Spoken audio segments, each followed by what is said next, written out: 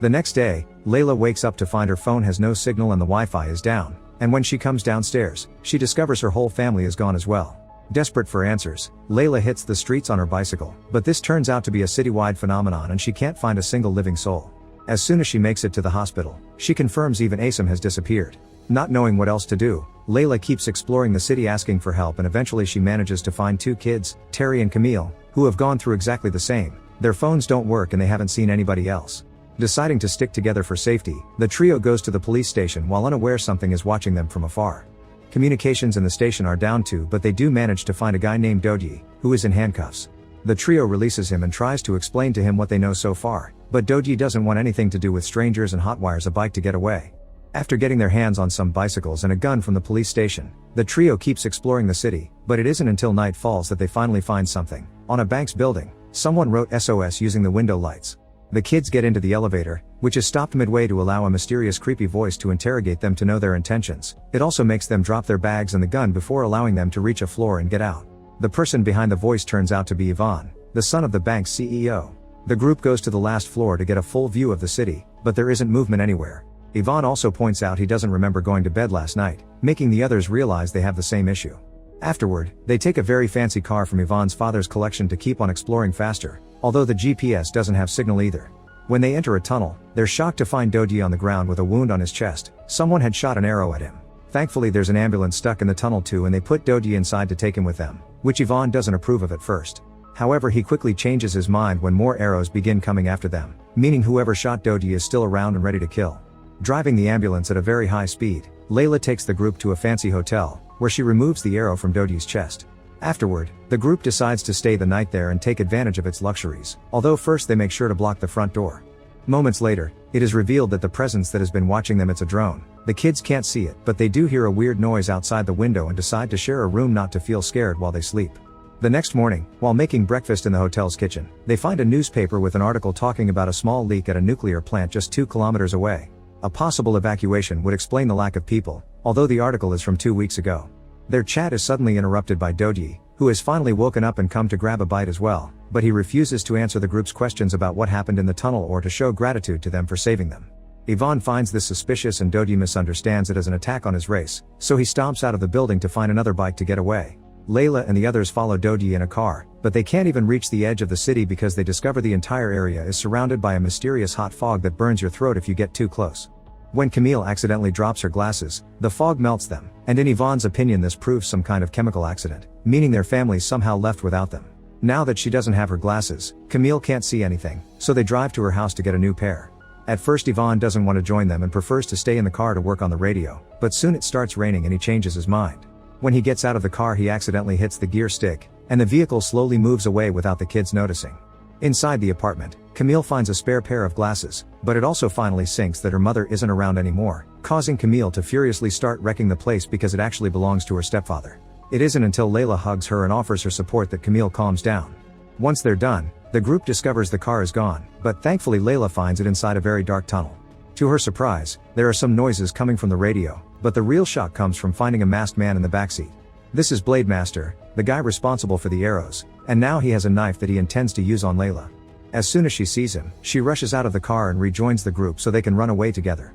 A wrong turn takes them to a road blocked by a fence that they must climb, and during the process, Layla loses her beloved bracelet. Eventually they find a bus with the keys still in it and they drive it all the way to the train station to take cover there. While Ivan keeps trying to use the radio, Terry is looking at a video he took of their enemy and realizes he's dressed as the Blade Master from the Steelman cartoon. Outside, the drone continues to keep an eye on them. Suddenly, Layla realizes something. If Ivan has access to everything in the bank, that includes the security vans, which should keep the group safe from Blade Master. They drive it all the way to the edge of the city, intending to go through the fog, but their plans are interrupted when someone finally contacts them through the radio. The voice is surprised there are people left in town after the evacuation and promises to send help in 24 hours. It also asks them not to go into the fog. The kids tell the rescuer they'll be waiting at the hotel and drive all the way back to spend the night celebrating the end of this mess with a toast that even prompts Dodji to finally thank them for their rescue. When Layla goes to sleep, she dreams she's back in the hospital, hearing Asim calling her name and saying he's in pain. Just when she's about to reach his room, Layla is awakened by Ivan, who thinks he saw something in the building and is afraid. He also reveals he's had a gun with him all along. Layla grabs the gun and goes to investigate only to confirm Ivan is right. Blade Master is in the hotel too and is now coming after her. Without hesitation, Layla runs away and hides in the storage room, locking the door behind her and causing Blade Master to start stabbing the wood. He also begins shaking the door itself, and Layla begins to wonder if she'll have to kill a person, but before she can react, Blade Master leaves and Doji finds her instead. The two of them run up to the balcony and see Blade Master running away from the building, so they agree not to tell the others not to worry them. In the meantime, the drone finds a sleeping Camille in her room.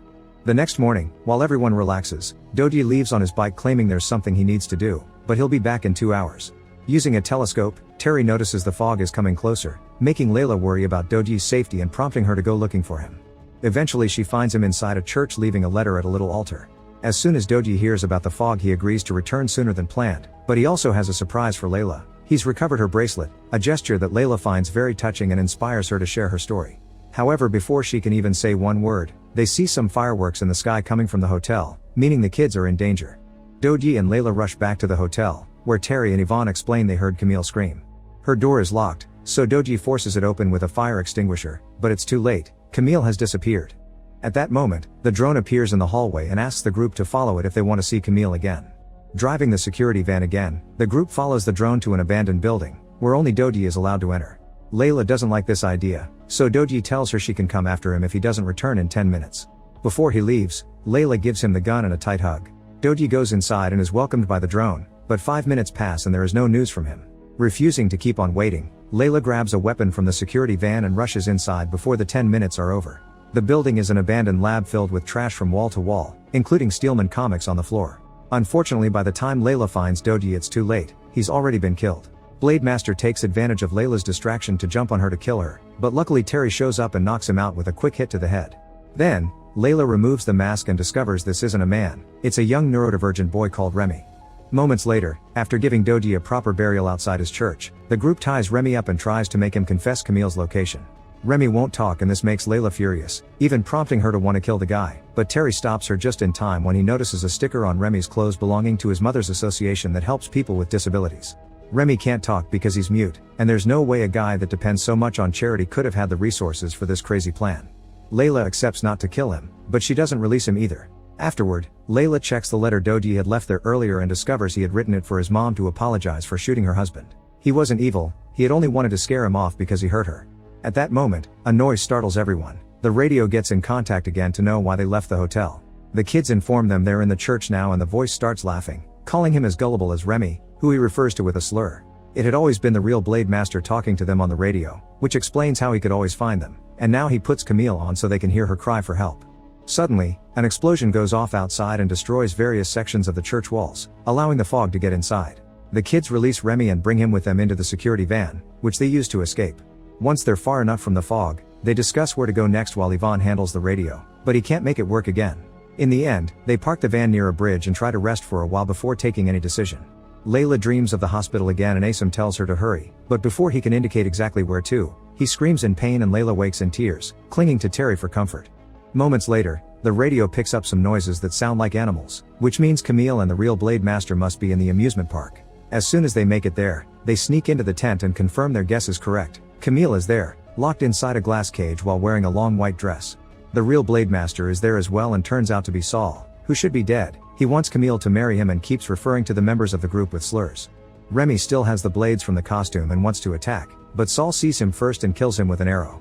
Afterward, Saul explains to Camille how her friends will be caught by the fog and burn eternally in chaos in limbo before dropping the cage to make the group come out of their hiding spot.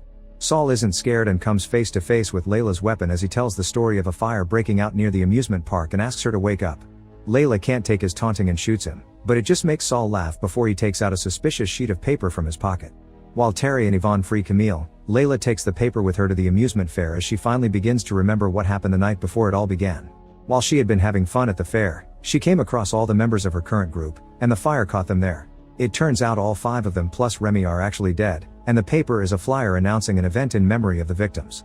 Terry and Yvonne come after her to warn her the fog is coming closer, but they freeze when they discover the truth as well. Realizing people can't die twice, Layla gets in a car and drives all the way back to the church to dig out Doji, who effectively is perfectly fine. When he asks for an explanation, Layla loses it and begins laughing, mentioning how they're all dead and how they all probably are just part of her imagination before running away. As soon as she finds the fog, Layla lets her body fall into it and instantly becomes unconscious, so Doji picks her up and goes to find the others in order to think of a way to help her. While the group tries to locate some water to lower her very high body temperature, Layla dreams of the hospital once more. This time she manages to reunite with Asim, who tells her to cross the limbo and cross the fog. At that moment, she wakes up thanks to her friends having found a lake and dipping her in it. The fog keeps coming closer, but Layla knows what to do now. The group goes back to the security van, and after everyone puts on gas masks, Layla follows Asim's advice to enter the fog. For many long minutes, there's nothing but constant shaking and darkness, and the van doesn't stop until they come across a source of light. The kids have finally crossed limbo and reached heaven, which presents itself as a big open field with a huge building in the middle of it. Inside, the group finds hundreds of other souls cheering for their leader, who turns out to Saul, and his presence makes the friends wonder if this is truly heaven after all. Make sure to subscribe and turn on notifications so you can watch more videos like this. Thanks for watching.